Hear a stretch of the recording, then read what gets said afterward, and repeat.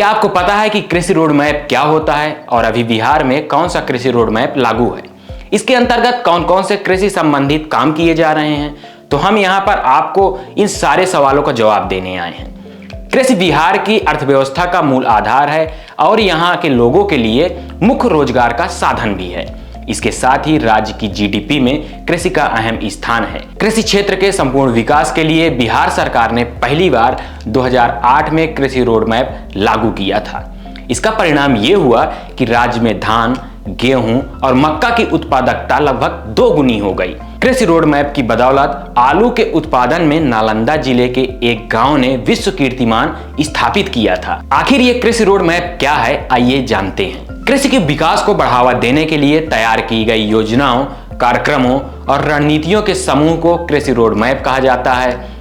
बिहार में चौथे कृषि रोड मैप को लॉन्च किया गया है जो 1 अप्रैल 2024 से लागू होगा। इसके तहत कृषि की उपज में बढ़ोतरी के लिए भंडारण, प्रसंस्करण क्षमता, बीज और सिंचाई क्षमता का विस्तारीकरण के साथ साथ कई अन्य सुविधाओं को बढ़ाकर किसानों की आमदनी बढ़ाई जाएगी। इन सभी कार्यों पर अगले 5 सालों तक 1,62,268.78 करोड़ रुपए बिहार सरकार खर्च करेगी। कृषि रोड मैप का आइडिया साल 2006 में तत्कालीन राष्ट्रपति एपीजे अब्दुल कलाम ने बिहार के दौरे के दौरान दिया था।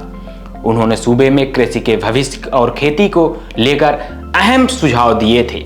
इसके बाद साल 2008 में बिहार में पहला कृषि रोड मैप शुरू किया गया था जो अब चौथे कृषि रोड मैप तक पहुंच चुका है। चौथे कृषि रोड मैप को देश की राष्ट्रपति द्रौपदी मुर्मू ने 18 अक्टूबर 2023 को लॉन्च किया था। बताते चले कि पहले कृषि रोड मैप की सफलता के बाद साल 2012 से 2017 तक दूसरे कृषि रोड मैप के अंतर्गत फल, सब्जी, दूध, अंडा, मछली का उत्पादन उम्मीद से कई गुना बढ़ा।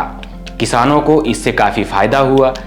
वहीं साल 2017 से 2022 तक तीसरे कृषि रोड मैप को बढ़ाकर 2023 तक कर दिया गया। इस रोड मैप के अंतर्गत किसानों को लाभ पहुंचाया गया।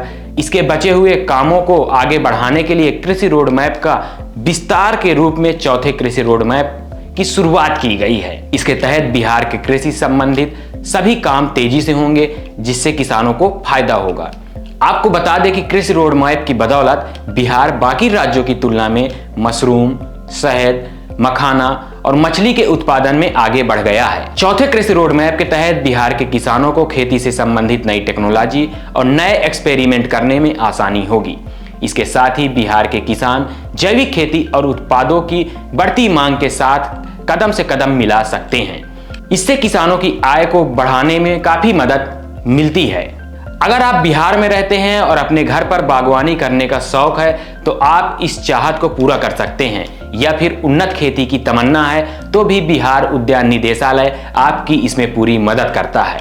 ये सारे काम कृषि रोड मैप के अंतर्गत हो रहे हैं। कृषि रोड मैप के फलस्वरूप बिहार सरकार खेती किसानी और बागवानी से संबंधित अलग अलग प्रकार की योजनाएं चला रही है और खेती के लिए अनुदान भी दे रही है, जैसे छत पर बागवानी मिशन, पॉली हाउस और नेट सेट पर अनुदान, मखाना विकास योजना, गेंदा फूल की खेती पर योजनाएं आदि। अगर हम इन योजनाओं पर मिलने वाले अनुदान की बात करें तो राष्ट्रीय बागवानी मिशन व मुख्यमंत्री बागवानी मिशन योजना के तहत गेंदा फूल की खेती करने के लिए किसानों को इकाई लागत 40,000 पर 70% अनुदान दे रही है। वहीं अगर हम बात करें छत पर बागवानी योजना की तो शहरी क्षेत्र में घर की छत पर फल, सब्जी, फूल इत्यादि को बढ़ावा देने के उद्देश्य से फार्मिंग बेड योजना, छत पर गमले की योजना चल रही हैं। इन योजना का लाभ बिहार की राजधानी पटना के पटना सदर, दानापुर, फुलवारी, खगौल और भागलपुर, गया, मुजफ्फरपुर जिले के शहरी क्षेत्र के लोग ले सकते हैं।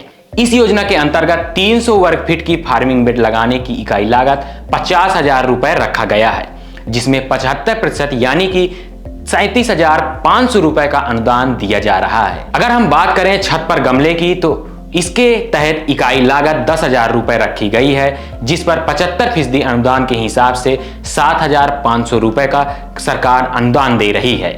वहीं आपका खुद का मकान हो तो आप अधिकतम 2 फार्मिंग इकाई बेड और अपार्टमेंट या शैक्षणिक संस्थान अधिकतम 5 फार्मिंग बेड योजना का लाभ ले सकते हैं। बात अगर हम मखाना विकास योजना की करें तो इसका मखाना के उत्पादन और उत्पादकता के साथ किसानों की आय बढ़ाने के उद्देश्य से शुरू किया गया है। इसके तहत मखाना की उन्नत किस्मों स्वर्ण वैदेही व सबौर मखाना 1 का बीज उत्पादन, मखाना की खेती, मखाना भंडारण गृह पर किसानों को 75% का अनुदान दिया जा रहा है। मैं दर्शकों को बता दूं कि बिहार के मिथिला मखाना को भौतिक संकेत यानी कि जीआई टैग मिला हुआ है। वहीं फसल विविधीकरण योजना की बात करें तो लेमन ग्रास, पामारोजा, तुलसी, सतावरी व खस की खेती करने के लिए किसानों को 1 हेक्टेयर में खेती करने पर 75,000 रुपए का अनुदान दिया जा रहा है। पॉली हाउस और शेड नेट हाउस लगाने पर सब्सिडी की बात करें तो पॉली हाउस इकाई लागत 935 रुपए प्रति वर्ग मीटर